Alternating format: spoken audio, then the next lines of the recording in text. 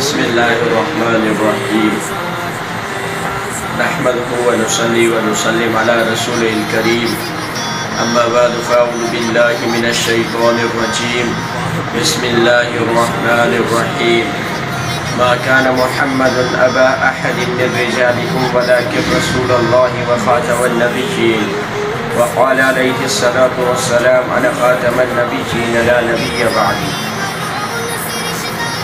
وقال عليه الصلاة والسلام أنا آخر الزمان أنبياء وأنتم آخر الأمم. کسی فرعون کو مشکل کشا کہہ دوں یہ مشکل ہے، کسی فرعون کو مشکل کشا کہہ دوں یہ مشکل ہے، کسی دجال کو میں انبیاء کہہ دوں یہ مشکل ہے. مجھے زنجیر پہنا دو مجھے سولی پہ لٹکا دو لیکن بے رہزنوں کو رہنما کہہ دوں یہ مشکل ہے. اگر اظہار استبدال کی معنی بغاوت ہے، اگر بیداری بیزار کی معنی بغاوت ہے، اگر مظلوم کی فریاد کی معنی بغاوت ہے تو پھر میں ایک باغی ہوں، میرا مذہب بغاوت ہے، میری مذہب بغاوت ہے. بغاوت کرنے والا کم سے کم آزاد ہوتا ہے، دل آزاد جان آزاد زبان آزاد. میرے دوستوں، میرا نام محمد یاسر اور میرا آج کا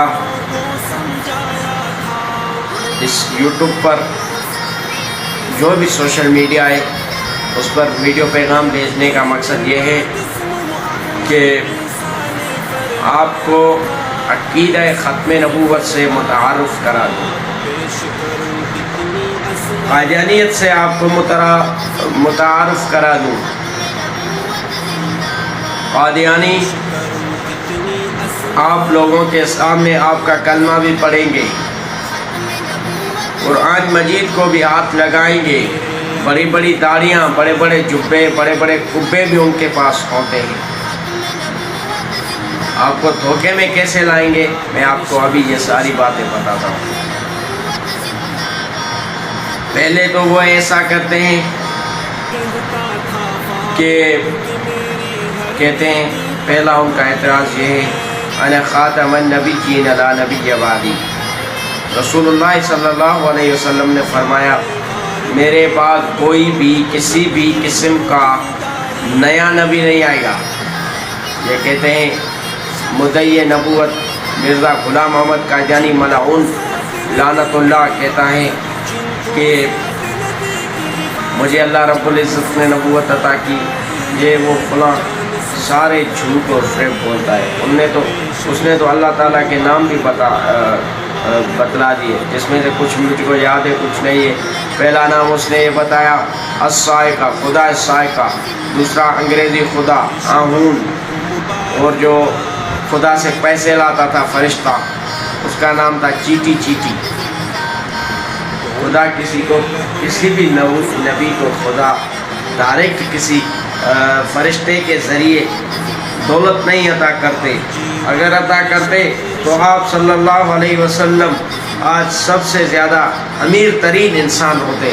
لیکن اللہ کے رسول صلی اللہ علیہ وسلم نے فرمایا الا ان الدنیا ملعونۃ وملعون فیہا الا ذکر اللہ وما او والاه علیہ. رسول اللہ صلی اللہ علیہ وسلم نے فرمایا دنیا جو ہے میں نے ان کے دنیا جو ہے اس کو لعنت کیا ہوا ہے اللہ کے رسول نے، اور جو اس میں ہے وہ بھی لعنت کیا ہوا ہے، مگر ذکر اللہ کا جو اس کو پڑھے عالم او متعلم، پڑھانے والا اور پڑھنے والا، اللہ کے ذکر کو پڑھانے والا اور پڑھنے والا جو ہے وہ افضل ہے دنیا میں. باقی جو دنیا کی دولت ہے، مال و ملکت ہے، وہ ساری اللہ کے رسول نے ان ساری پر لعنت بھیجی ہے. کہا کہ دنیا پر لعنت بھیجی ہے.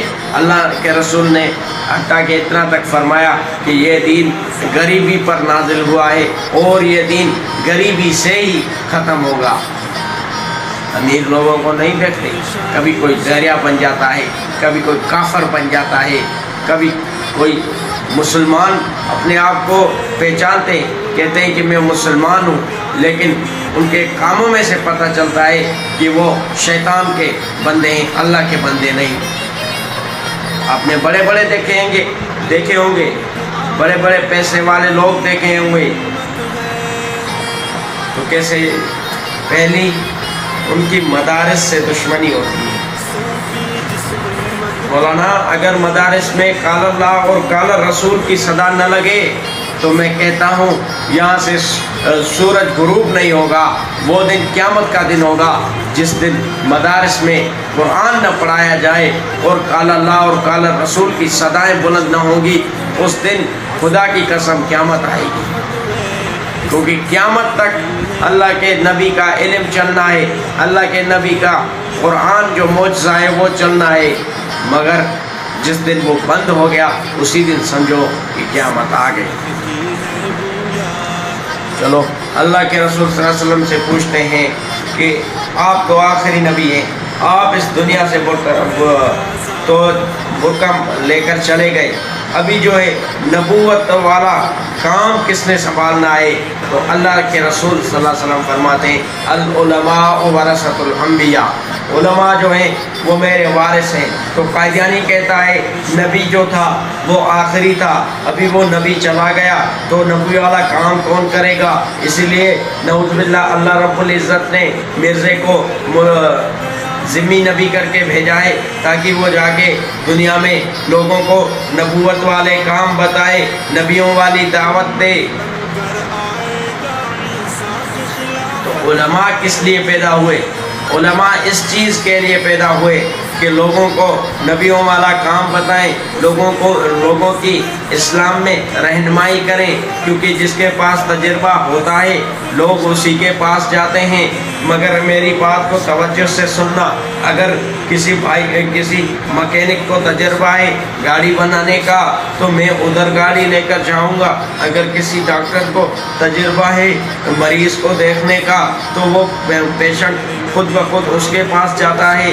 अगर किसी को दीन में तजुर्बा है तो वो मेरा आलिम है, उलमाए देवबंद है, हनफी मसलक है। आप मेरी बात को तवज्जो से सुनना, अगर हनफी मसलक नहीं है तो लोग दलील लाएं, फतलूनहा इन कुंतुम सादिकीन, अगर आप सच्चे हैं तो दलाइल दुनिया में से जवाब दें। दूसरी बात, मौलाना अल्लाह वसाया लिखते हैं, शाहीन ख़त्म नबूवत लिखते हैं कि कादियानियों से दलाइल मांगने वाला भी काफिर हो गया, कादियानियों के साथ नरमी करने वाला भी काफिर हो गया, कादियानियों के साथ खाने वाला भी काफिर हो गया। अभी मिर्ज़े मोहम्मद अली मिर्ज़ा को देखो, जो इंजीनियर है, यूट्यूब फेसबुक पर छाया हुआ है, कल से वो मदारिस के शान में गुस्ताखी कर रहा है। तो मुझे आप बताओ इंजीनियर साहब, आपने ये इल्म कहाँ से हासिल किया? आपके उस उस्ताद ने इल्म ये कहाँ से हासिल किया? पहला मदरसा मेरे रसूलुल्लाह सल्लल्लाहु अलैहि वसल्लम ने बनाया था असहाब सुफ़ा के नाम से, जो आज तक मस्जिद नबवी में कायम मकाम है।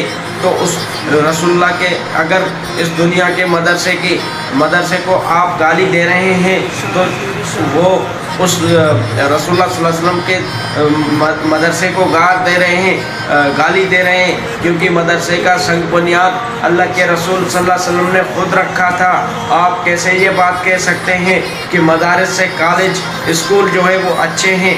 खुदकशियाँ कॉलेज के तलबा करते हैं, मदारिस के तलबा नहीं करते, और लड़कियाँ भगाकर कॉलेज के तलबा लेकर जाते हैं, मदारिस के तलबा नहीं। आप मुझे बताएं, मदारिस के तलबा 5 वक़्त नमाज़ पढ़ते हैं, इस यूनिवर्सिटियों में से किसी 100 लोगों में से एक नमाज़ पढ़ता है 5 वक़्त, 100 लोगों में से एक जो है कुरान पाक की तलावत करता है।